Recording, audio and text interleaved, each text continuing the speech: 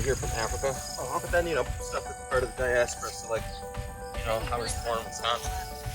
But, Well, I try and explain to my guys too, anyone that cooks for me, that what we do as a baker is very scientific.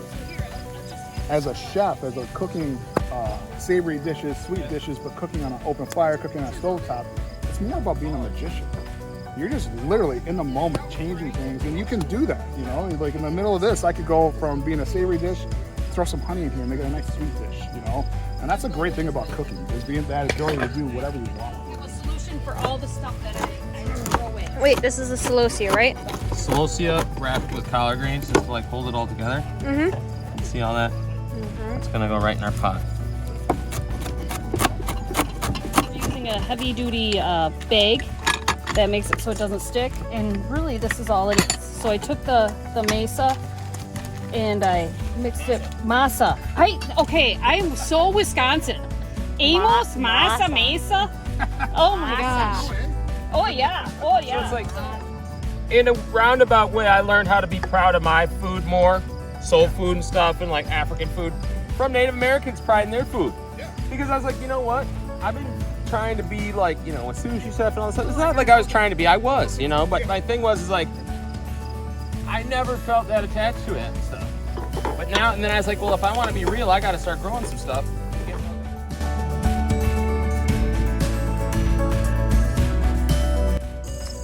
At some point today, we will be saying something that might trigger an emotional reaction, and your reaction is valid. And if you allow your self-space to react, suspend the judgment, and just continue listening to have a greater understanding. That's really what today is about.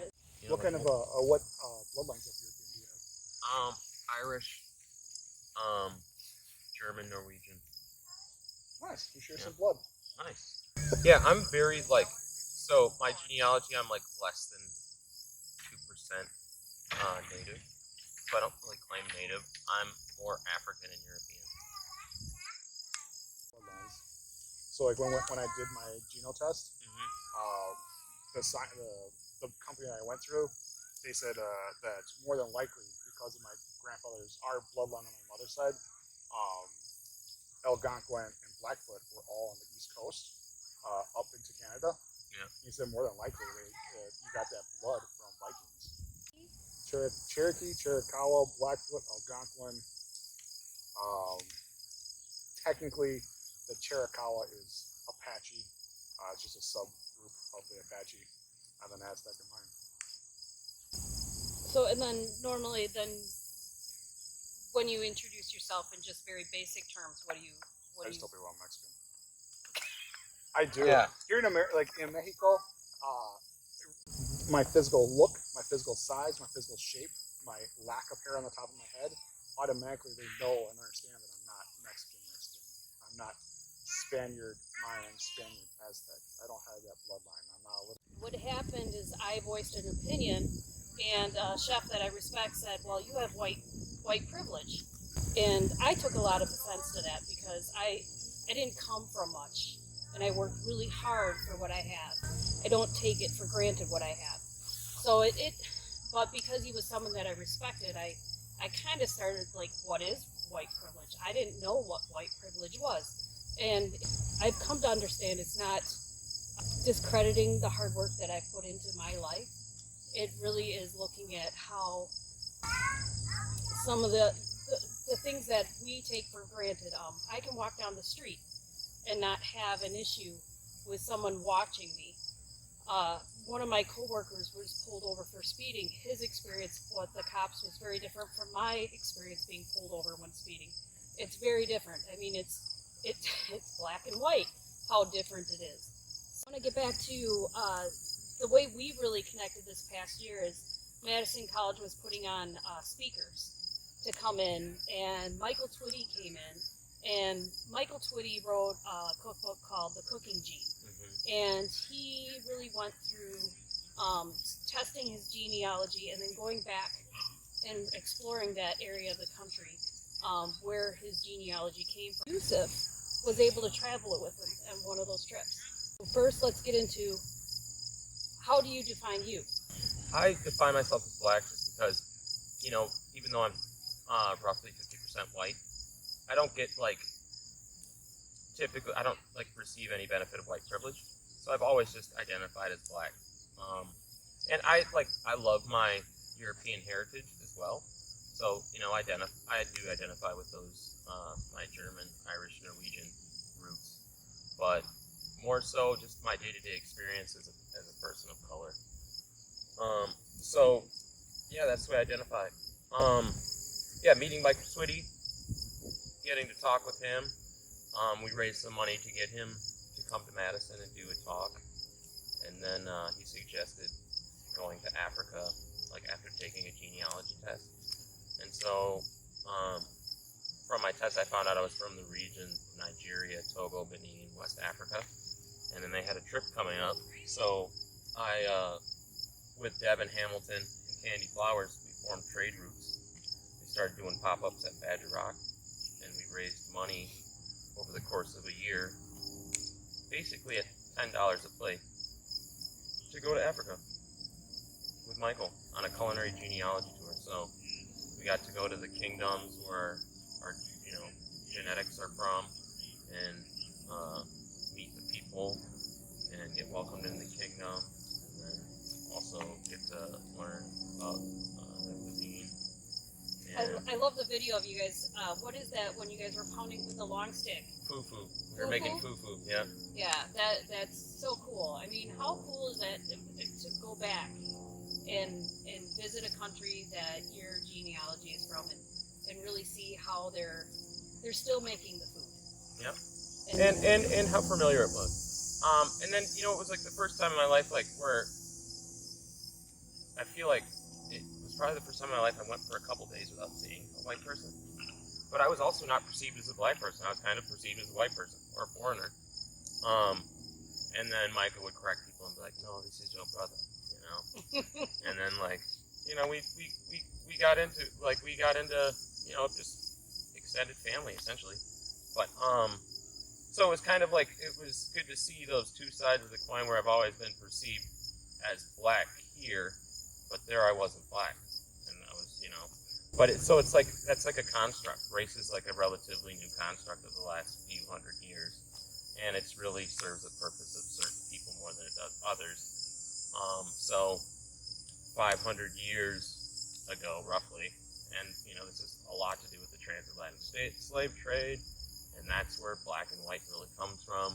Because in Africa, people don't see each other as black; they see each other as, what tribes are you from? I'm, from the Dahomey Kingdom. I'm from the Yoruba. They see each other as people. But in Mexico, Mexicans do separate the Chicanos, the natives, from the rest of Mexicans because of that Spanish blood. They do have that European mentality of superiority, which is not nowhere near as rough as it is here in the States. It's a lot different, but all throughout Mexico, and I've cooked in 65 plus cities in Mexico. It's Aztec Spaniard, it's Mayan Spaniard, or it's us Chicanos. We all get along, and labeling it is not really a race thing. It is just where you're from. So when I say that I'm from San Felipe, everyone's Aztec. Yeah. And in Mexico, that's what they say all the time. It's you're a thick Mexican. We're not built like that. I was I'm Aztec from San Felipe. Okay. Because Aztecs were thicker people. It makes sense.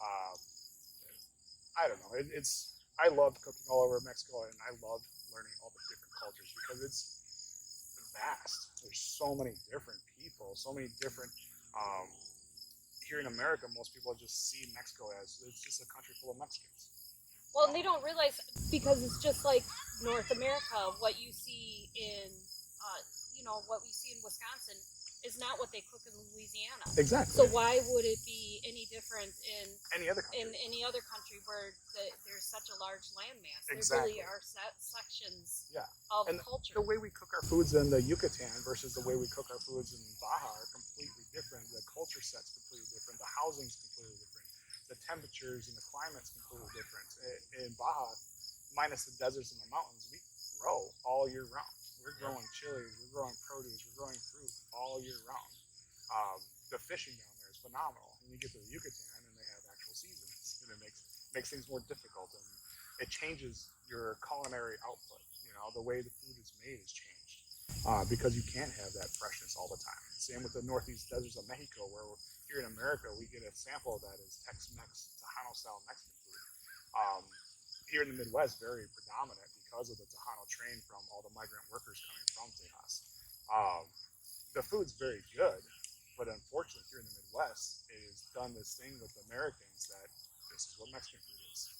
And to the point where even Mexican Americans have walked into my restaurant, ate my food, and said, it's really good, it's just not Mexican food. Like, no, these recipes are from my abuelita from Mexico. This is as true as it's gonna get. The only difference is I take the heat down. In the town in which I live in and the restaurants in, it is predominantly German and Danish background. So therefore, if I did it at the heat level that we do it in Baja, I would have myself and some of my employees sitting there eating. You know, people are not going to eat food that hot. So I do make hot sauces for that in that exchange. But that's really what my experience has been, is like cooking here in America versus cooking in Mexico. Even like when I cooked in Morocco, Egypt, and Jordan, it's just so different, and so cooking in other countries is so amazing. You know, here in America, everything is so mass produced, so overly made. I wish we could get back to that point of local farmers providing food. Because you get that mass produced tomato is nowhere near the same as the tomatoes that you get in Mexico. The soil's different. The volcanic ash that's in that soil, it makes those tomatoes so much different, changes the chili's flavor. I try and buy from a lot of local farmers, and every single farmer is always like, hey, I got serranos, I have jalapenos, and I'm just like, I get that from Mexico, man. It's totally different flavor profile. It changes it completely. Yeah, going to just, you know, to go further on that. When I was in Africa, you could see, like, so in Benin, there's a place called Ouida, which was one of the largest ports of slavery in the world, you know, in Africa. Millions and millions of Africans left through that port. So, but you know, when you travel through Africa, you could see how incredible farmers that they were. So it's like, and you understood, like, this is why they took these people, because they could grow rice, and they grew all this, like, had all these beautiful crops. So, you know, like, going there and coming back, I realized I had to grow some of that stuff. So I had to grow okra and collards, or whatever I could grow at 43 degrees north latitude. If I had to use a little greenhouse, start stuff indoors in the late winter, then that's what I had to do. And I was told by people, professors at UW, that okra doesn't grow in this climate. You can't grow okra here. That's why no one's doing sweet potatoes, which is adopted. We call them yams or sweet potatoes, but yams in Africa is a completely different vegetable. But it was an adopted vegetable from coming here because it was similar. It's like a long root vegetable, and it's starchy, you know, and it helps sustain people. And people, it's like, hey, this is like our yams, you know. So then they called it yams. But there's a big difference. But so like, I was told sweet potatoes don't grow in Wisconsin. Then I found some people doing it, you know. And so, and I'm growing 3 types of okra. I'm growing beni, which is sesame seeds. It's an African sesame seed. You open these little pods and just fresh little sesame seeds in there. These are garden eggs. These are an eggplant. I was also told that this doesn't like this climate. Like being told, you know, all this stuff doesn't grow here. I'm like, oh, I'm gonna give it a shot. And nothing to lose, nothing to gain. Or I mean, something to gain. Like I'll gain knowledge, but it turns out everything grew. And so, like, you know, how long was that misinformation spread? So, you know, I think like part of reclaiming our roots is getting back to the foodways that sustained us for millennia. And also, like, as a chef, like, I realized the only way that I could get some of these foods is if I tried to grow them. So really, that ended up being coming from your trip to Africa. Really, is what inspired you to start exploring growing food. Absolutely. And I've been growing corn and squash and stuff with I've worked with Intertribal Agriculture Council and Mobile Farmers Market Native Food Network. So I've been growing corn with Dan Cornelius for a few years now. But then, like adapting the techniques I've learned to crops that are from Africa and from the diaspora that we've adopted. Like tomatoes are indigenous to the Americas, but in West Africa, you can't tell them that. They've had them since the Portuguese went back, so like 400 or 500 years they've had tomatoes, and it's like a condiment that's served with everything. And it's like in corn. They're like, I was like, so how long have you guys had corn? And we know it was from the slave trade. And they're like, we've always had corn. So it's like they don't remember not having it, but then they've done different things with it, fermentation and stuff like that. That because they didn't have nixtamalization, they didn't make hominy, but then they found ways to get the nutrients out, which were, and talking to some natives did have fermentation, but those old techniques were eradicated with disease and colonialism. But they did have where they would bury corn in the ground in sweet corn phase, and they get a little funky and good for the gut biome. But these fermentation techniques for corn and stuff like that are stuff that I want to explore more. Well, I think that's the other thing that I really see a lot is when we go places and we're trying out food from other cultures, and I do a lot of foraging, and people look at me like, you ate what? So I was trying to grow some native corn, and because it's not, I don't know, grown a certain way, it is susceptible to funguses, and I ended up having corn smut, and I'm like, oh my gosh, what is that?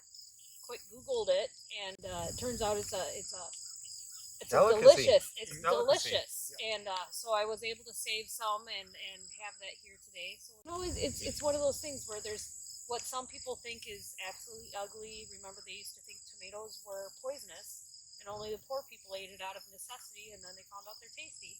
So there's a lot of that happens in our food cultures where I like to say, don't yuck someone else's yum. In a lot of other cultures, they use whole animal butchery.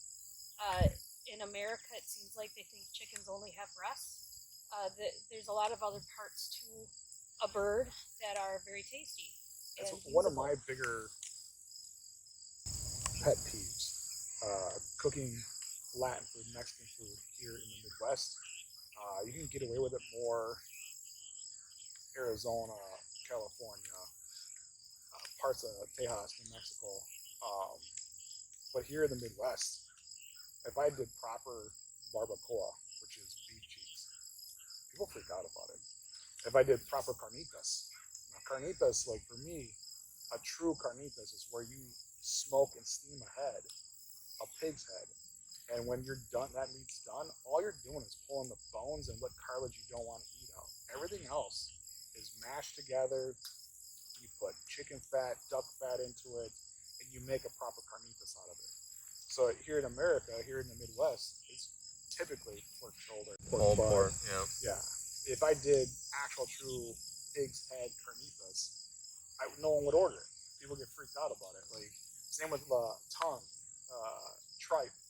People get freaked out about that stuff. Like why would you eat that? That's not the part of the animal you eat. And actually, if it's done, if you cook it right, great. It is phenomenal. But actually nutritious. finding it at a butcher is really challenging. I went to a high migrant population city to work for a week, and I went to their local grocery store. I'm like, it was like a field trip of happiness.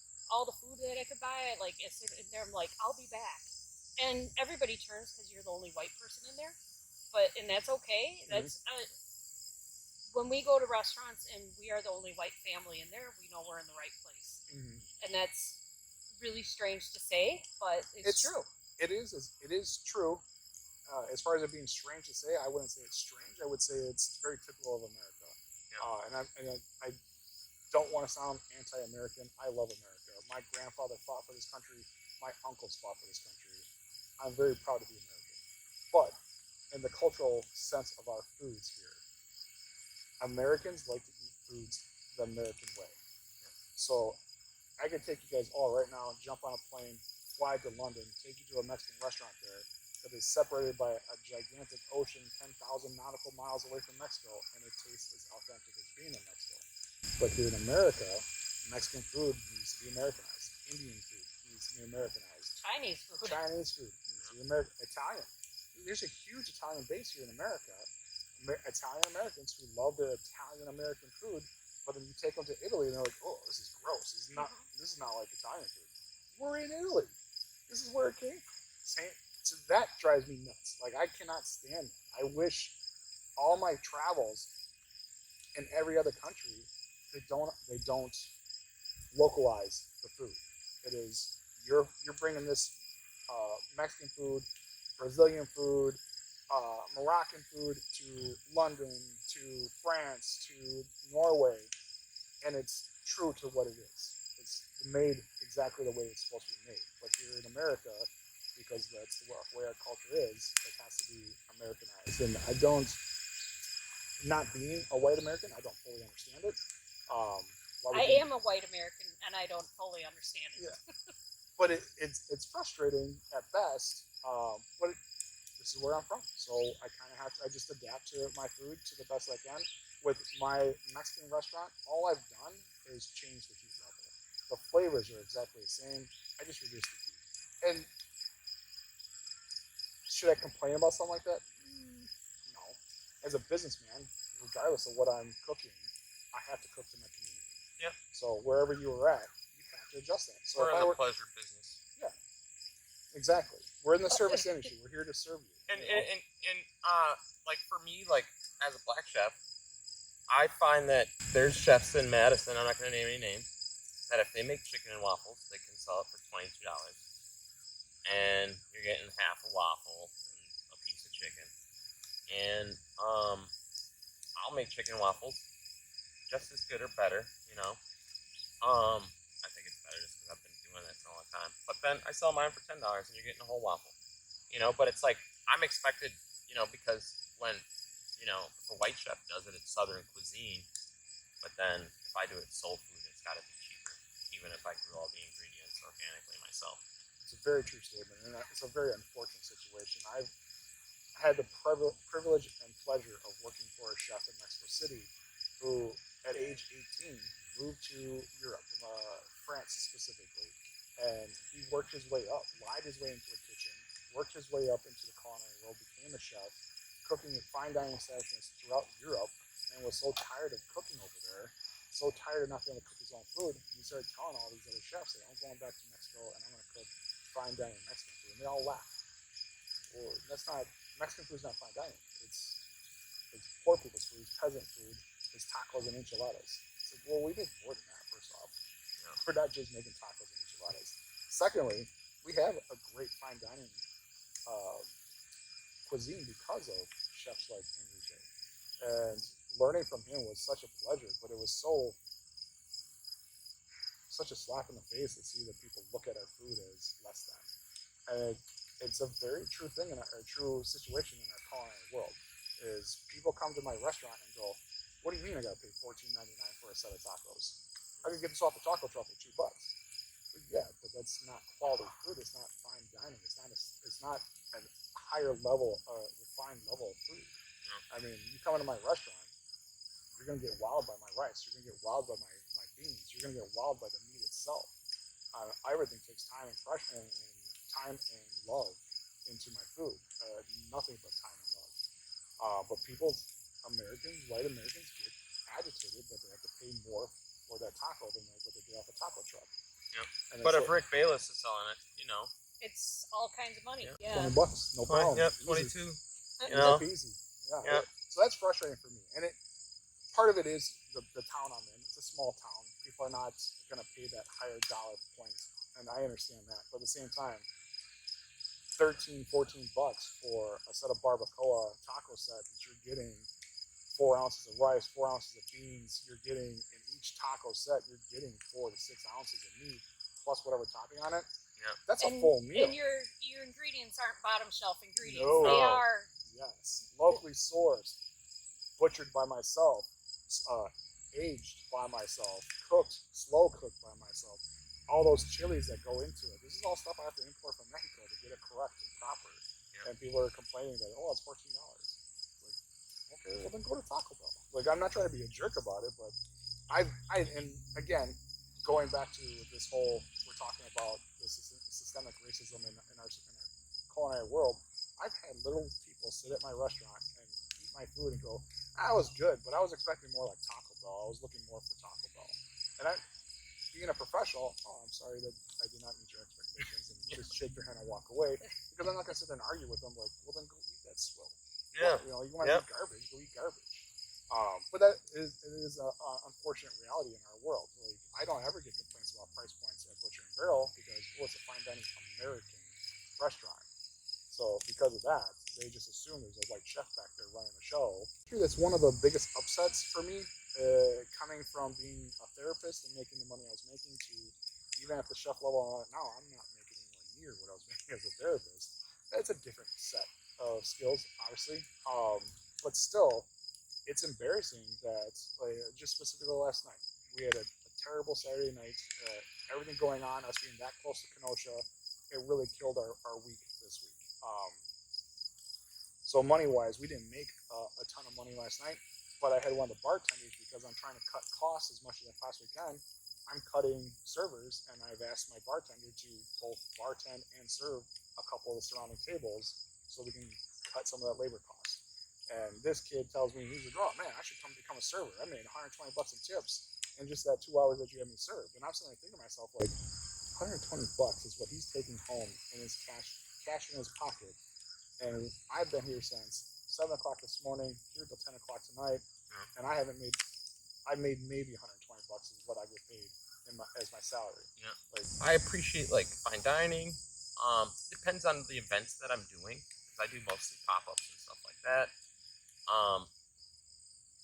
But I also try to do events that are accessible to the community where we started. So $10 a plate pop-ups, at Badger Rock Neighborhood Center, which will bring in, both crowds. Mm-hmm. But it's affordable and a good amount of value for the people that I want to see there. Having that versatility, but there's also I think it's important to give folks a taste of both sides of it. On both sides of it, yeah. Exactly. Everybody deserves to taste a little bit of the world. Yeah. How about we start cooking? Let's do it. This is my daughter Willow, and she's going to be our cameraman, camera girl, camera woman. Institutional racism, how things are. And you shared a story about a worker that your staff member automatically assumed that his name was Taco. Yeah. Could you kind of explain that? Say that story again, because that's. So we were a little light-handed on staff. Everything going on, this pandemic, as well as the political times we're in, things are a little rough in all kitchens. So I had an event that I had to go to. We had to bring someone in to help out in the kitchen while I was gone, and the young man that I appointed to be a chef position in one of my kitchens said, "Oh, I got a buddy. He's a great cook, great line cook. He could come out and help us out." And I was like, "Oh, that's perfect. What's his name?" "Oh, his name's Taco." And I'm like, "Well, what's his actual name?" And he goes, "I'm pretty sure his name's Taco." And I'm like, I looked at him, I was like, "Okay, listen, I want you to think about this in a more intelligent manner, okay? Like, when you were born, sitting in the hospital in your mother's arms, your mother and father didn't look at you and go, 'We're going to name you Hot Dog,' or 'We're going to name you Wellington, Beef Wellington.' Your name wasn't a food. That's racist. You call another Mexican a taco is racist." And it took a second for him to understand that. So I said, when he gets here, instead of you guys going to the other restaurant, I want you to come back here. I want to talk to him and meet him. So he comes in the door. We say hello in Spanish and start talking. And I ask him what his name is, and his name was Juanito. Juan. So that's part of the systemic racism in our culture, unfortunately, in our culinary field, unfortunately, is a lot of times if you're Mexican, you get some sort of nickname instead of being called your actual name, which for me is frustrating and irritating at best. So I want to teach my guys how to respect each other no matter what your culture is, where you come from, and have them understand that calling him taco, whether he says it's okay is not okay. He's saying it's okay because we're used to it. That's what systemic Right, racism is. It's just acceptable everybody racism. else does it, so therefore It's okay. it's And okay. you're not trying to stir up the pot, you know, Yeah. especially if you're just trying to pay some bills. Yep. And then that just sucks that you have to endure that to get, To make money. to make money. You shouldn't have to. I know a brother that goes by Nacho, but Mhm. that's short for Ignatius. Remake And shit. his brothers call him Nacho. Gotcha. You know, so it's just like, but then that's just kind of, it's not all the time. There's either, a difference between mutual respect and like knowing that he's okay with that. Yeah, and if it's a family nickname. Yeah. Well, like my sister's nickname is Mouse, Yeah. but my little brother thought that was her real name. It's not.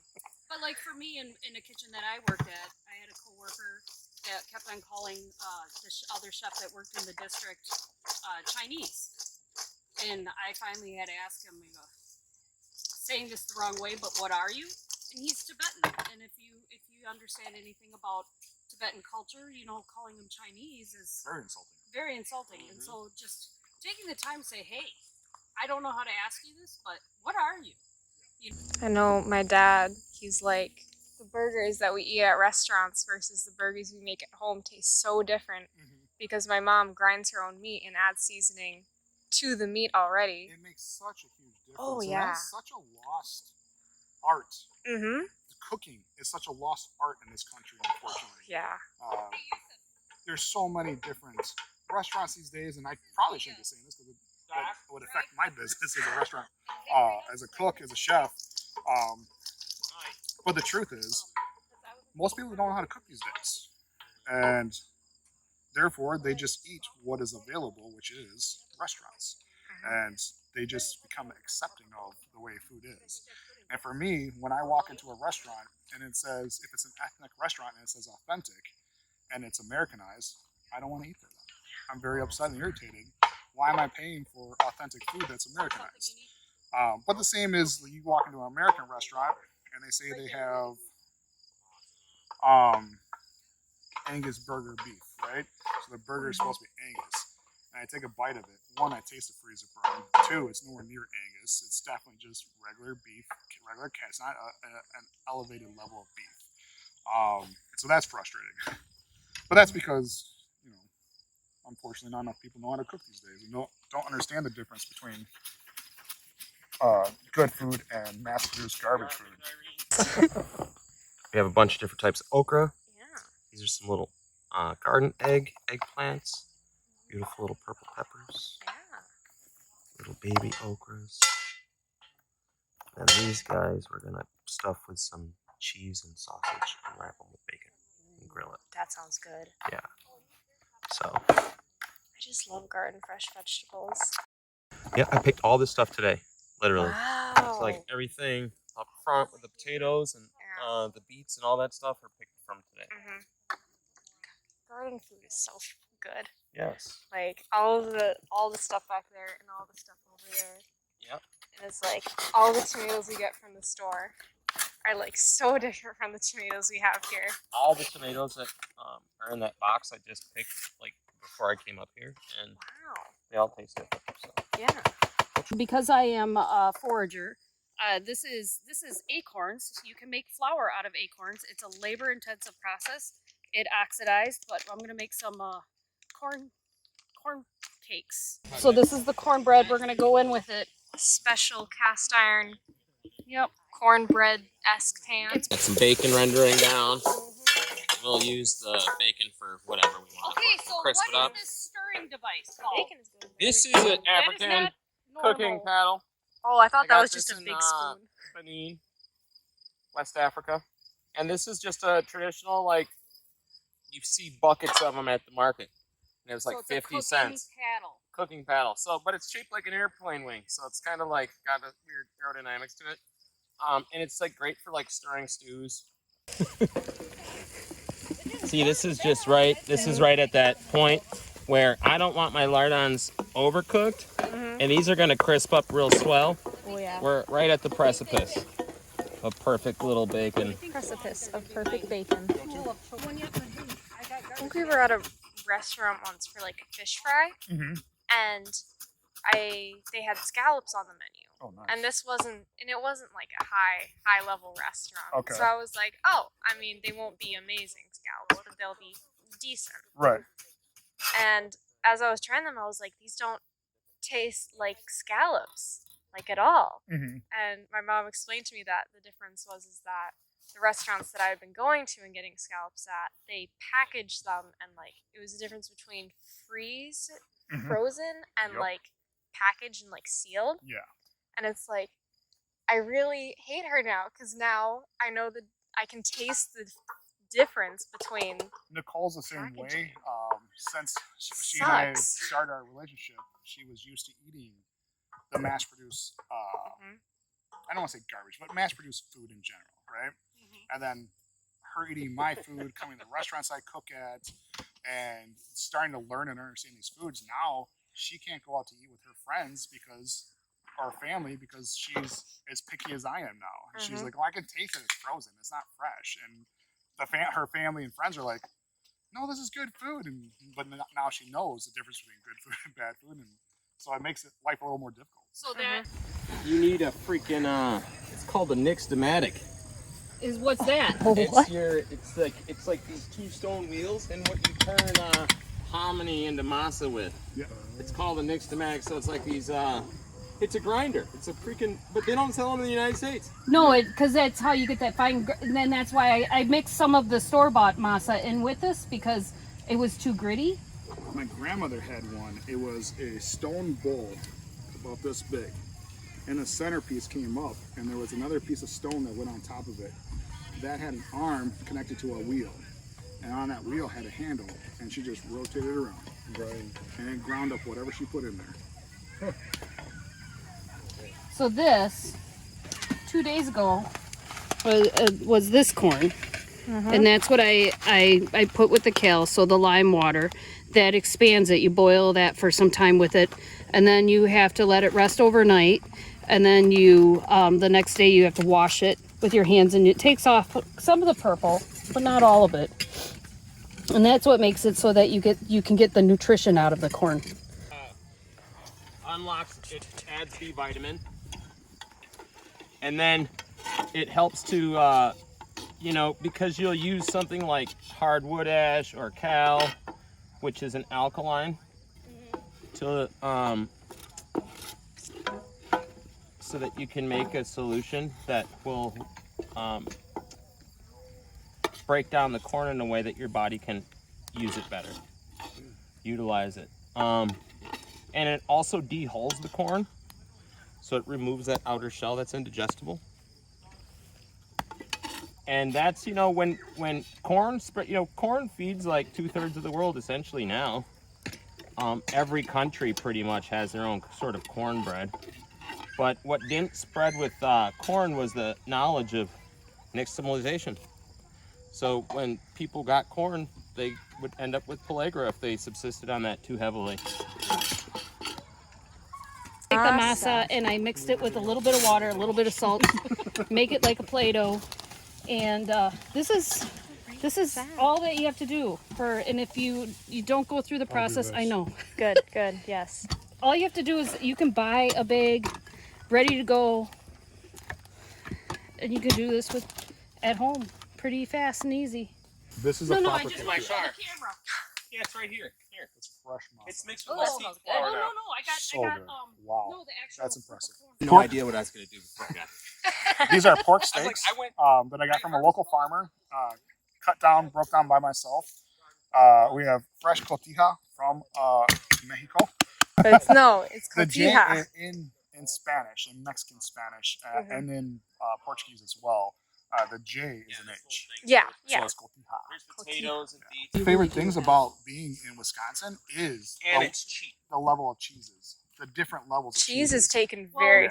And when we seriously. go, our older older daughter lives in Appleton, Mhm. and when we travel to Appleton, we go to the grocery stores up there because they have a different clientele, Mhm. different population, and they have some foods that I can't get down here. Yeah. So that's the cool part is I don't know where I started doing that, but whenever I go places, I always go to their grocery store, and to me that's exciting. Yeah. To go to grocery stores. Nicole thinks it's nuts as well as about how excited I get about certain grocery stores or we're in this town. Oh, they have this great market right over here. We got to go check it out. And Nicole's like, Jesus, why do you get so excited? It's fun. It's I love food. cool. I There's got a so place in Prairie du Chien. It's called like Fish, something Valley Fish.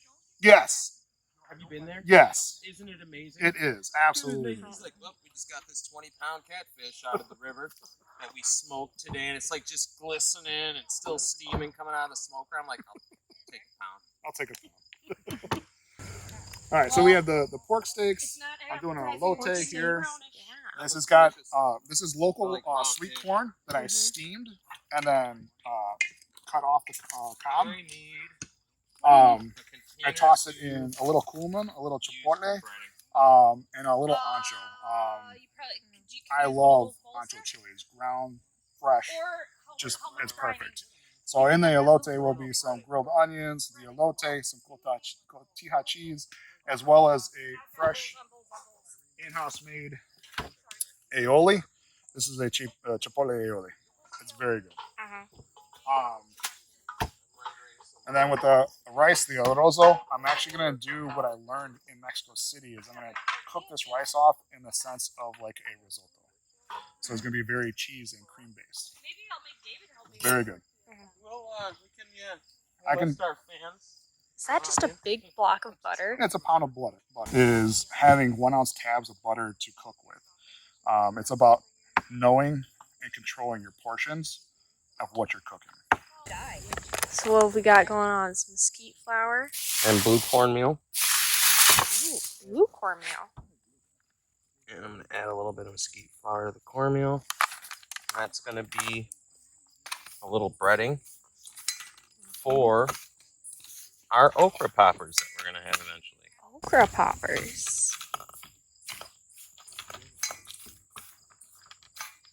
Is this getting inspiration from any particular recipe? So, like, or I place? love poppers. Mhm. You know, the jalapeno popper. I think, like, you know, there's rumor that it was, you know, it's either Texas and Wisconsin fight over who invented the jalapeno popper, you know? But it's like, it could have came from anywhere. Like, you got the cheese, you know, the cheese fight up here, and then you got the pepper fight down there. Absolutely. And then you got, you know, Chicanos and Mexicans on both sides fiercely, you know, saying, like, nope, it came from here. Yep. So, It is true blue, a Tex-Mex mashup. mashup Yep. for sure. It Yep. is. You're taking flavor profiles from Mexico and you're taking flavor profiles from America. My favorite is a jalapeno or a serrano infused cream cheese in the center of it. Oh, man. So good. Oh, and then I only have this. Oh, hopefully and extra peppers. square of, Hopefully I got some jalapeno spicy sauce pepper. that I made from the Taste garden. this one. You gotta make sure the If peppers are there's a need spicy. for more. Well, I want to add a little spice, but not too much. Yeah. Okay. These I are- was gonna do this, and I'm like, That's spicy. Ooh, But it's not That's like good. it's David. good, but you gotta be careful. You want to try a little brutal sometimes. Gonna get the try a reaction. couple little peppers? Yeah. What do we have here? So this is a buena mulata pepper. It's called. Mm-hmm. you know, so my daughter is looking at where she Um, when she graduates. This one seems pretty spicy so far. This one is called. I forgot what this one's called. But That's beautiful. I'm just gonna steal a little piece. dude, but it's got really good heat. I think like for the popper. Oh. Now that one tastes like a green pepper. That's not spicy at all. That's good though, right? That's amazing. So like I think for to spice up the cheese for the popper a little bit. Now that tastes like a green pepper to me. It's not like over the top. There's no heat to it, but It's got good flavor. it's got great flavor. That right there, I love. Very different. This is a very Focusing different on your texture mouth. than. Yes. Can I It's a try much some? drier texture. I want to try. I'm down. Just break me a piece. It's a much drier texture than you probably would get with a regular flour. with it being just a nut flour. That's good though. No, I'm just more pure blood than you are. That's what eating spicy food is for. In Mexico, in Thailand, anywhere along that West equator, Africa, where yeah, it's hot. we eat spicy food. Those so little, sweat, you know, African and the peppers, airflow cools you down. piri pepper. And these are so tender. You just saute. We're just gonna saute these little guys up real quick, Nice. and just hit them with a little bit of bacon fat. These are the Garden eggs. It's an eggplant. So in Africa, that's what they look like. And it's like garden egg salad. And I'm like, where's the egg? And it's like, oh, it's a garden egg. And that's for eggplant. But then they grow these big ones that are, and so the flavor in these is so dense. It's not like, you know, airy sponge. Yeah. You know, it'll still, you know, soak up a little bit of like marinade or whatever, but it's not like where you put a little olive oil on it. It's like half your bottle just gets sucked up. You know what I'm saying? Yep, Like I it's, gotcha. but then the nutrient density is higher than in a black eggplant. It's all smells so good. One of the best ones I've ever had in my life. These, I don't know what it is about them, but all those tomatoes are like really, really good tasting. So do you guys put like to get these different types of produce from different parts of the world? So like in Mexico and Baja, it's such a volcanic area. It was at one point. There's so much volcanic soot in the soil. That's what we makes use is it. we use ground up chicken feathers.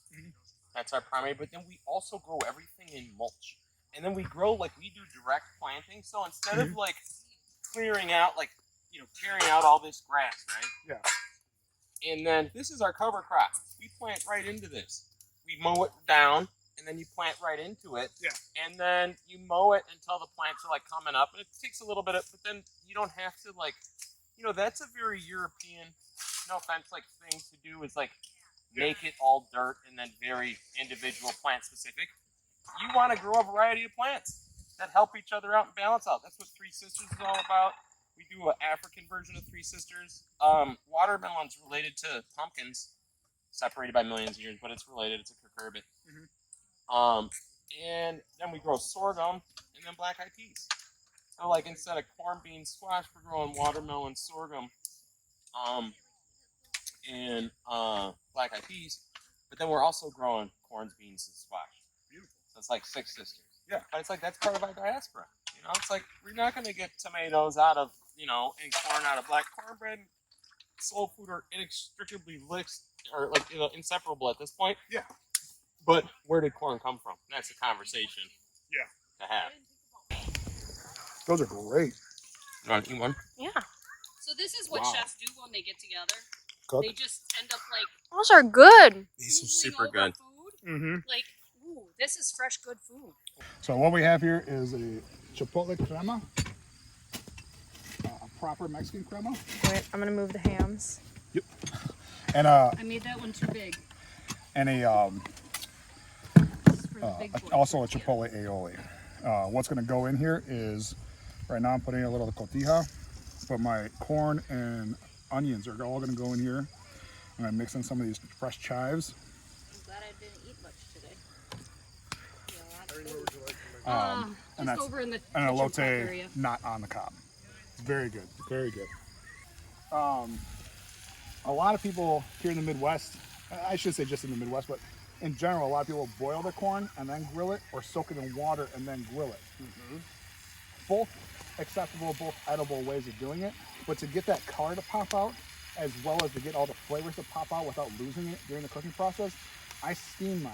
So I take an actual pot that has a grate at the bottom. So you have about 3 inches of water at the base. You put all your corn in there and put the lid over it and just turn that on a low to medium heat, and it steams the corn.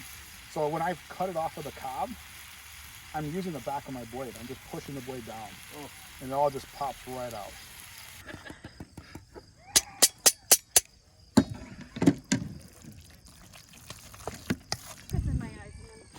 All right, come here, Yusuf. I now added the lime zest to it, Okay. so it's gonna have a little bit of acidicness to it.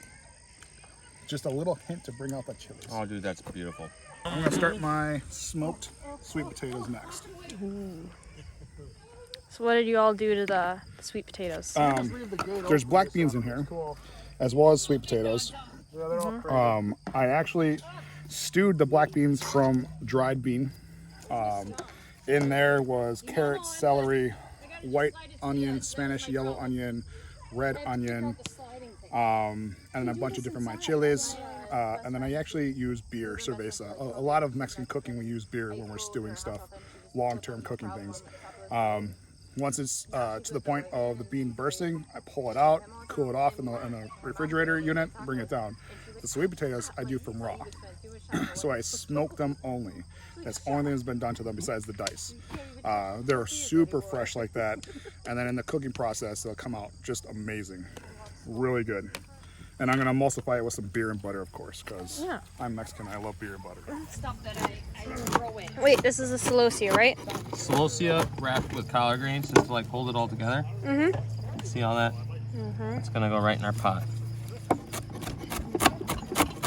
Celosia is Flavor profile. a beautiful plant, and it comes from If you want, you can put it on West Africa.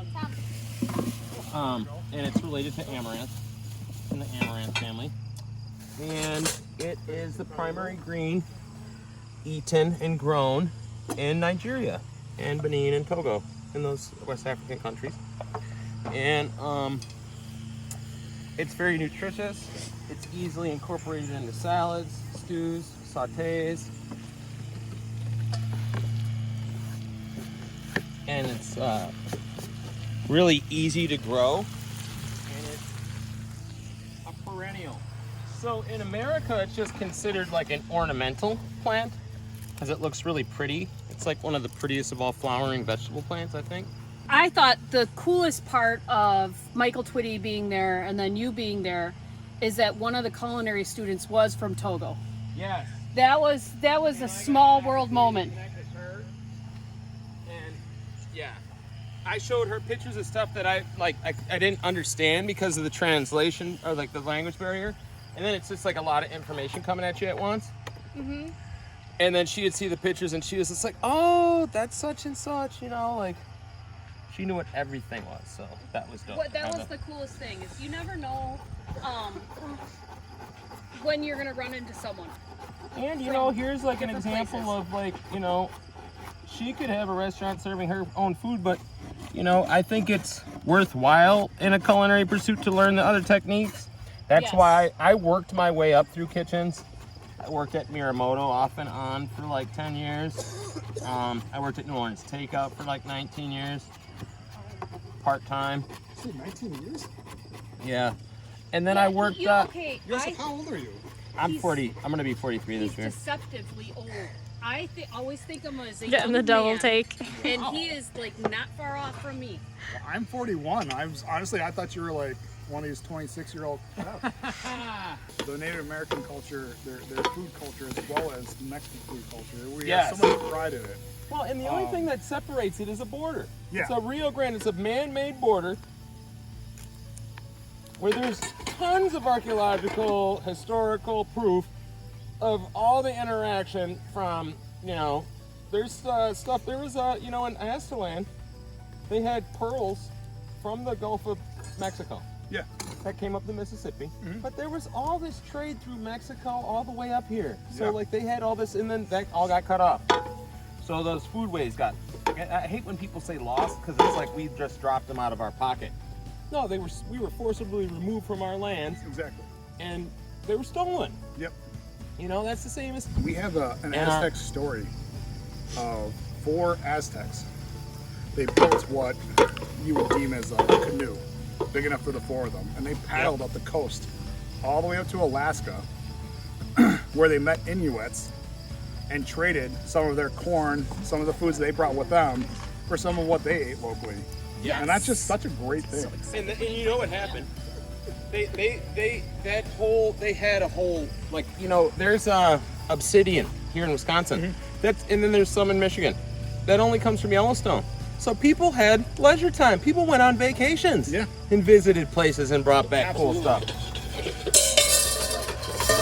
People always picture it like, you know, ants in a colony doing some things. These were human beings that had just as much passion, ideas as we do. Yeah. And curiosity about the world.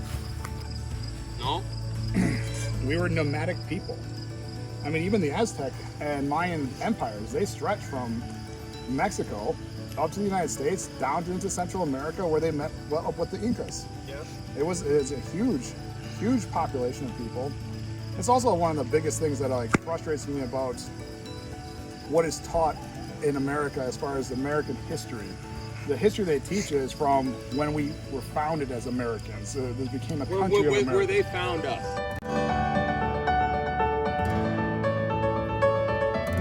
It was my grandmother who said to me, "Mijo, you love cooking. Go cook." And I just started traveling. I went and traveled first, and it was about adventuring at first and just being in the woods and the mountains and the deserts.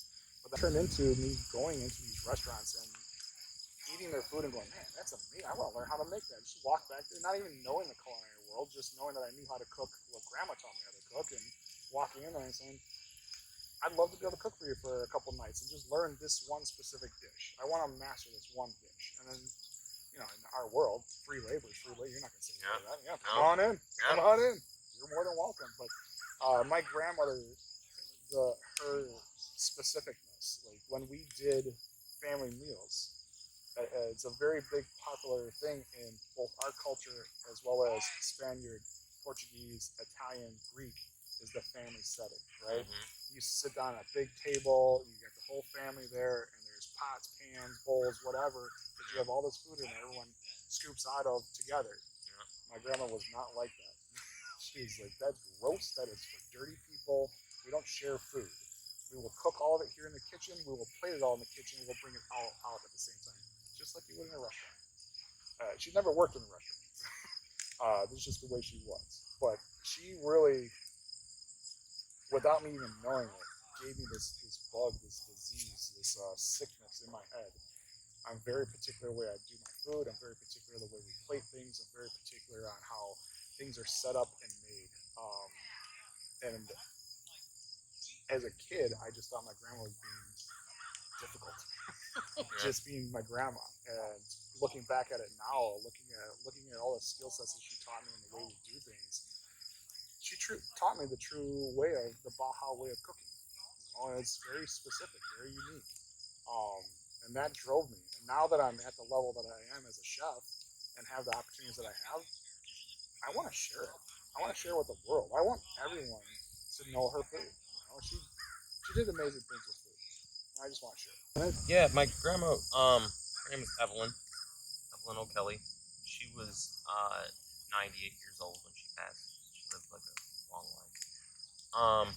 But she was one of the big influences on me cooking, just because, you know, like with the plated, year round, except for like 2 days of the year, usually Thanksgiving and Christmas, we would have a buffet. But otherwise, it's like, what do you want on the plate? And then they're coming out of the kitchen. Mm-hmm. But I was like, a lot of like men in my family would, you know, pick at the turkey or pick, you know, they're nibbling and touching stuff. So like the women chased them out, like men aren't allowed in the kitchen. I would complete tasks, so I was allowed to stay. Just so like I could get like dessert dibs and stuff like that. But I was just like quiet. It's like, I'll peel potatoes, you know, I'll do whatever. Just so I could stay and hang out and get some extra treats. But so, and then my grandma also, like, you know, one of the influences for me, like when I went to Africa and saw like all the beautiful stuff that they grew, was remembering that my grandfather was in World War II, and his name was Robert Andrew, and they had they called it victory gardens back in like the wartime. So like people just had to grow, and it's like they came from the South too. They were from a sharecropping family. So like they grew, I know my grandma grew collard greens and tomatoes, and I just remember her had this like nice little plot up back.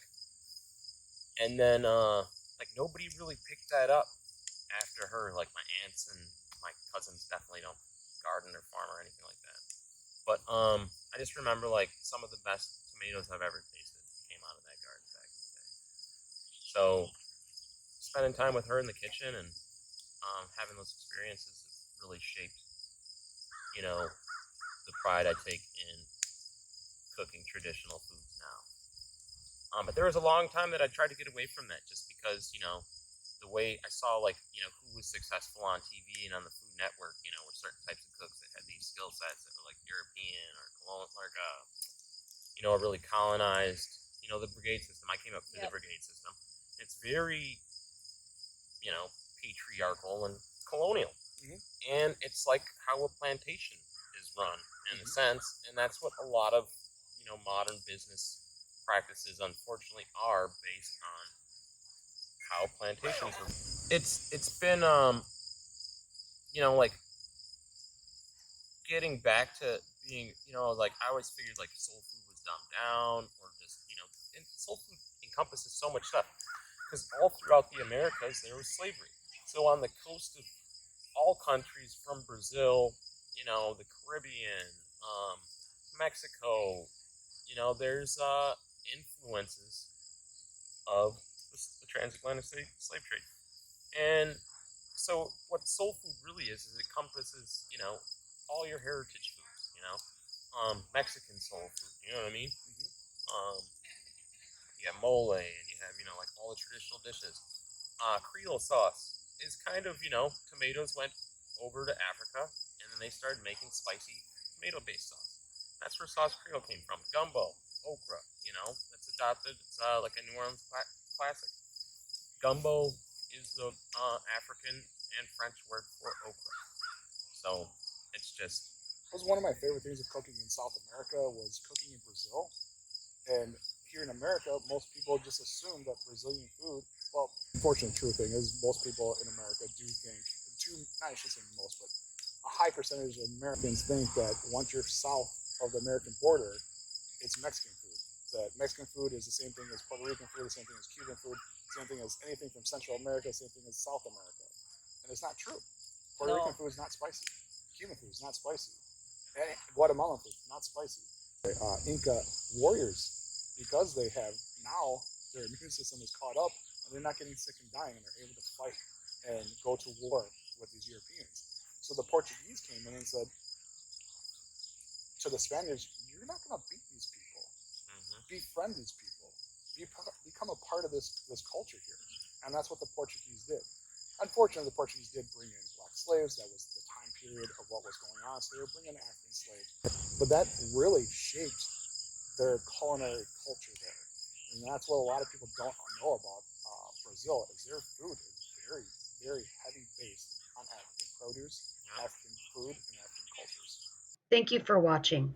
When I introduced the idea of this video to the chefs, I told the chefs I wanted to do something very Anthony Bourdain. As Chef Bourdain once said, if I'm an advocate for anything, it's to move as far as you can, as much as you can, across the ocean or simply across the river. Walk in someone else's shoes or at least eat their food. Prior to this, Yusuf and David were not known to each other. Thank you, Chef Yusuf Benrella and David Martinez. Near the end of the night, David's fiancée, Nicole, and my family, Willow and Tom, were demanding for us to stop cooking. There was no more room at the table. We continued our conversations well into the night. Food united us.